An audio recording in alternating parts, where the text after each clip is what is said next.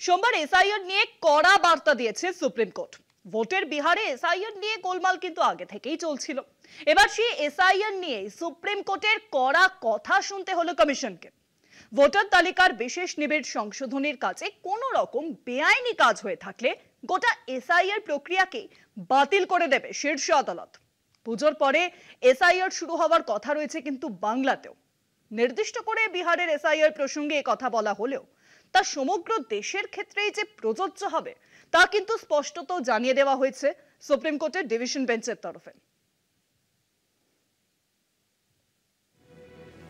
বিহারে বৈধ ভোটারদের নাম তালিকা থেকে বাদ দিতে কেন্দ্রের শাসক দল বিজেপি নির্বাচন কমিশনকে ব্যবহার করছে, যা সর্বৈব আইন বিরুদ্ধ। এমনই নানা অভিযোগ নিয়ে একাধিক সংস্থা ও ব্যক্তি সুপ্রিম কোর্টে এসআইআর রোখার আর্জি জানিয়েছিলেন। ইতিমধ্যে কমিশনে খসড়া ভোটার তালিকা থেকে ৬৫ লক্ষ নাম বাদ যাওয়াকে কেন্দ্র করে দেশ জুড়ে রাজনৈতিক বিতর্ক দেখা দিয়েছে। আদালতেও বিষয়টি নজরে এনেছেন আবেদনকারীরা। সেই মামলার শুনানির প্রেক্ষিতে সোমবার বিচারপতি সূর্যকান্ত ও বিচারপতি জয়মাল্য বাগচি বলেন, এসআইআর এর কাজে কোনো রকম বেআইনি পদ্ধতির নজরে পড়লে গোটা প্রক্রিয়াই বাতিল করা হবে।